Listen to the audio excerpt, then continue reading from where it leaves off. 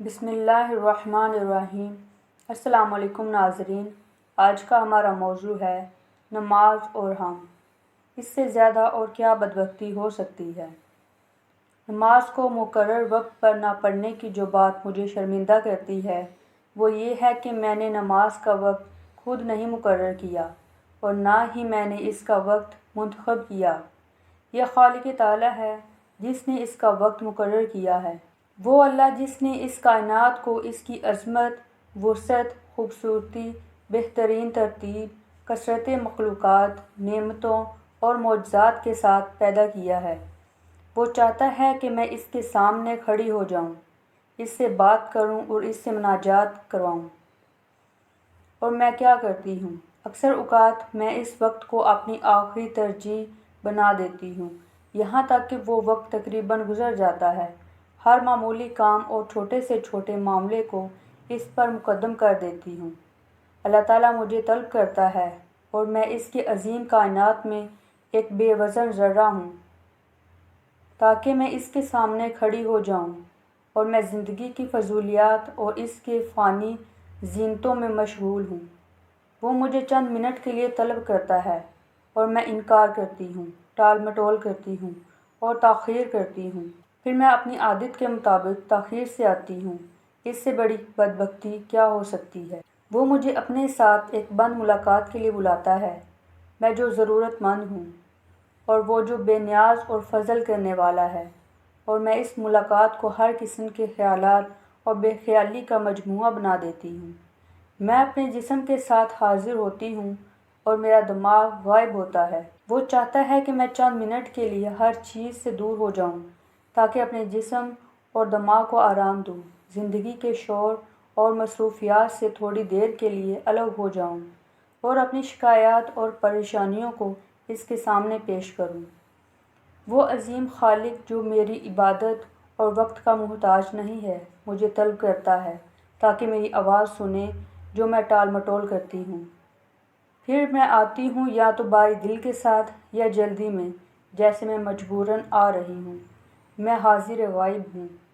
وہ اس ملاقات کو خاص بنانا چاہتا ہے اور میں اسے ایک سردرد روٹین بنا دیتی ہوں۔ اس سے زیادہ بدبختی اور کیا ہو سکتی ہے؟ آپ کو کیسے پتہ چلے گا کہ آپ کا دل بیمار ہے؟ آئیں بیمار دل کی کچھ علامتیں پڑھتے ہیں۔ پہلی علامت، جب انسان فانی چیزوں کو باقی چیزوں پر ترجیح دینے لگے تو وہ سمجھ لے کہ میرا دل بیمار ہے۔ مثلاً دنیا کا گھر اچھا لگتا ہے مگر آخرت کا گھر بنانے کی کوئی فکر نہیں ہے۔ بس دنیا میں عزت مل جائے مگر آخرت کی عزت یا ذلت کی کوئی سوچ نہیں ہے۔ دنیا میں آسانیاں ملیں مگر آخرت کے لیے عذاب سے بچنے کی کوئی پرواہ نہیں۔ یہ ہے فانی چیزوں کو باقی رہ جانے والی چیزوں پر ترجیح دینا، اور ایسے انسان کا دل بیمار ہے۔ دوسری علامت، جب انسان رونا بند کر دے تو وہ سمجھ لے کہ اس کا دل سخت اور بیمار ہو چکا ہے۔ یاد رہے کہ کبھی انسان کی آنکھیں روتی ہیں اور کبھی انسان کا دل روتا ہے۔ دل کا رونا آنکھوں کے رونے پر فضیلت رکھتا ہے۔ یہ ضروری نہیں کہ آنکھ سے پانی کا نکلنا ہی رونا کہلاتا ہے، بلکہ اللہ کے کئی بندے ایسے بھی ہوتے ہیں کہ ان کے دل روتے ہیں، حالانکہ ان کی آنکھوں سے پانی نہیں نکلتا، مگر ان کا دل سے رونا اللہ کے ہاں مقبول ہو جاتا ہے اور ان کی توبہ کے لیے قبولیت کے دروازے کھل جاتے ہیں۔ تو دل اور آنکھوں میں سے کسی نہ کسی کا رونا بہت ضروری ہے۔ اگر دونوں نہیں روتے تو سمجھ لیں کہ آپ کا دل بیمار ہے۔ تیسری علامت، مخلوق سے ملنے کی تمنا ہو مگر اسے اللہ تعالیٰ سے ملنا یاد ہی نہ ہو تو وہ سمجھ لے کہ میرے دل کی موت ہے۔ لوگوں کے ایک دوسرے سے ایسے تعلقات ہوتے ہیں کہ انہیں ایک دوسرے سے ملنے کی خواہش ہوتی ہے، تمنا ہوتی ہے، اور نہ مل سکنے پر وہ اداس ہو جاتے ہیں، روتے ہیں، مگر اللہ سے ملنا انہیں یاد نہیں رہتا۔ چوتھی علامت، جب انسان کا دل اللہ رب العزت کی یاد سے گھبرائے اور مخلوق کے ساتھ بیٹھنے سے خوش ہو تو وہ بھی دل کی موت کی پہچان ہے۔